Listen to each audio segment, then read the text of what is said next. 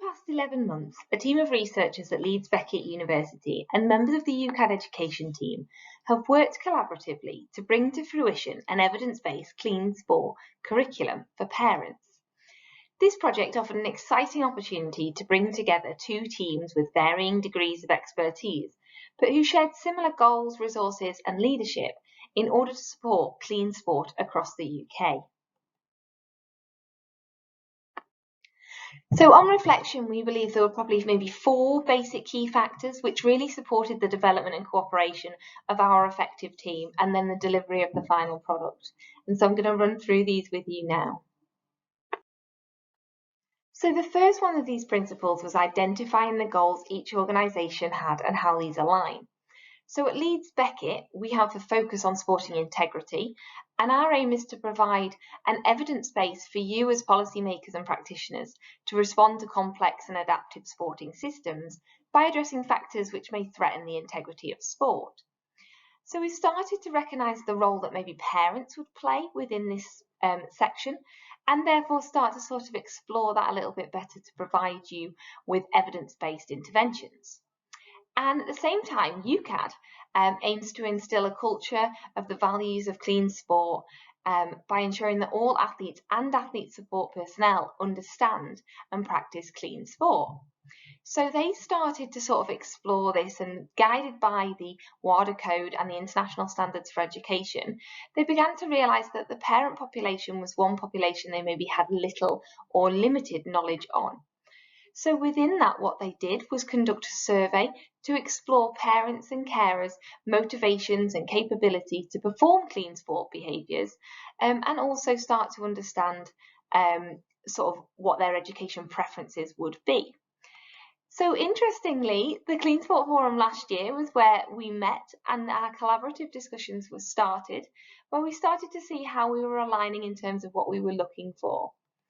And that has led us to sort of the co-creation of the evidence-informed curriculum that we now have available at UCAD. So the second principle we adopted was defining clear roles and responsibilities. So we knew each team had strengths from which the other could potentially benefit from, as this had been the driving force behind our collaborative approach. So this principle involves each organisation sharing their different skill sets and the expertise they have in order for us to reach our ultimate aim.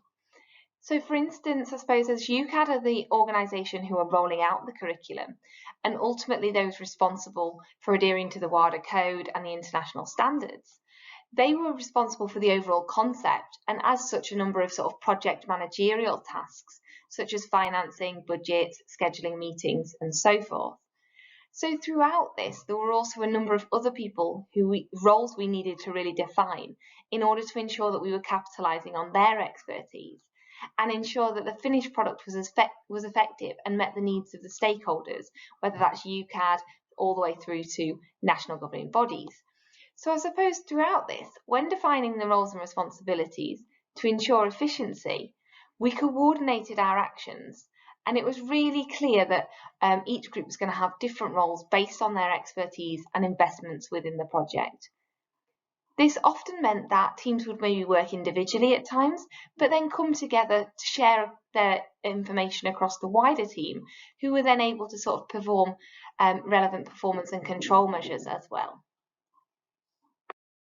And then the third principle we adopted was to continually recognise the strengths of each organisation and the members of each team.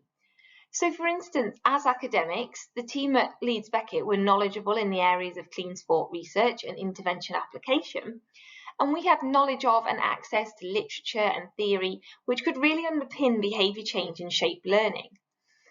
We had expertise in communicating and interpreting and applying that literature to understand the more complex phenomenon behind these situations.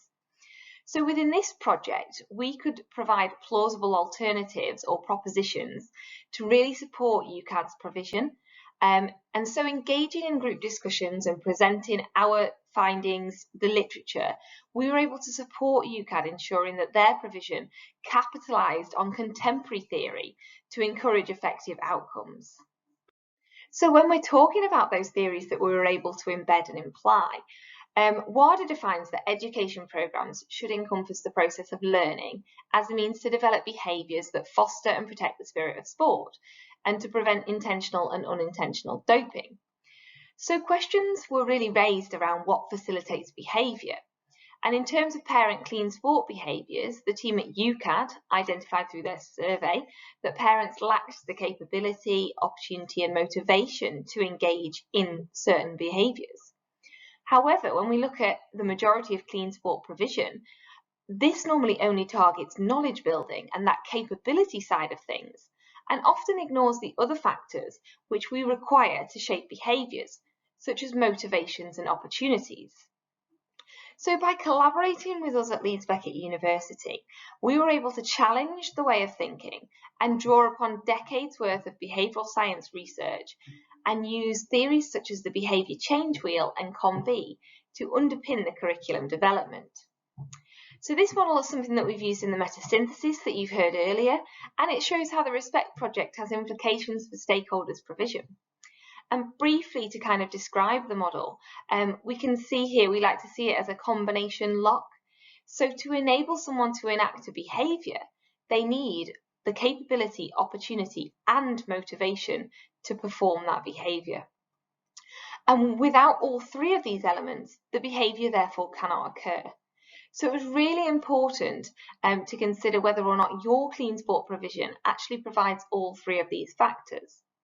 And going further, we can look to other theories such as the behaviour change wheel, which encompasses the COM-B, to identify intervention functions that will allow us to address those three factors and policy categories as well. So for example, identifying that parents need motivation behind clean sport, we were able to understand that the parent clean sport curriculum needed to include activities where parents could model or would be able to see people modelling good parent clean sport behaviours. And I suppose when we still recognise the strengths of each members of the team, embedding a theory is a really important part of this, but identifying the wealth of practical experiences that members of the team from UCAD had meant that when we were developing those intervention functions and considering activities, they were able to sort of draw upon their creative side and align relevant activities which aligned with the theory, so that we were making sure that at all points we were developing parents' capabilities, motivations and opportunities. So our fourth and final principle was respect and trust in each member of the team and the process. And this was something that was developed over the course of the 12 months. And again, something that's really held us together when we've hit any stumbling blocks. And this allowed us to identify members of the team to share their thoughts and opinions through meetings. Open and honest discussions were always encouraged. And when providing feedback, we ensured that this was always received in a timely manner. And while at times this might have been critically positioned, but it also was delivered with respect and consideration. So the best way to categorise sort of, I suppose, the challenges we then faced is maybe organisational challenges and then individual challenges. So when we think about organisational challenges, we're thinking about sort of things like the sharing of resources across organisations and the adherence to data protection regulations. So there were times where we were unable to maybe access easy ways and means to share documents. And so we had to start to sort of seek out alternative platforms early on, which would be able to complement the regulations and requirements of both organisations. There was also factors such as budgets and times. So we had to, at time, consider the allocation of job roles and funding, and therefore there were opportunities and moments where the roles and responsibilities had to be redistributed across the team to accommodate certain budgets, etc. Also, we've got the knock-on effects, which I think is really important to mention. So while it's great to develop such interventions, it's really important to understand the costs or causes that an intervention might have on the wider population. So for instance, the development of the parent curriculum and introduction of new theoretical principles had an impact on others working at UCAD, and it changes the way in which maybe other curriculums were framed, and maybe conversations within the wider education team about the implications this has for their delivery. So we address this by creating a webinar and able to provide education providers with a bit more information in terms of the curriculum development. And then personal issues came about more so if we think about the factors of COVID and just respecting really people's time management and what people had available. So I suppose in summary, if we were to offer any sort of top tips, our 4 main tips would be identify roles and responsibilities from the outset, accept that there are going to be bumps in the road, trust each other and the process, and maintain open and honest communication at all times. Thank you ever so much for listening. Do you have any questions?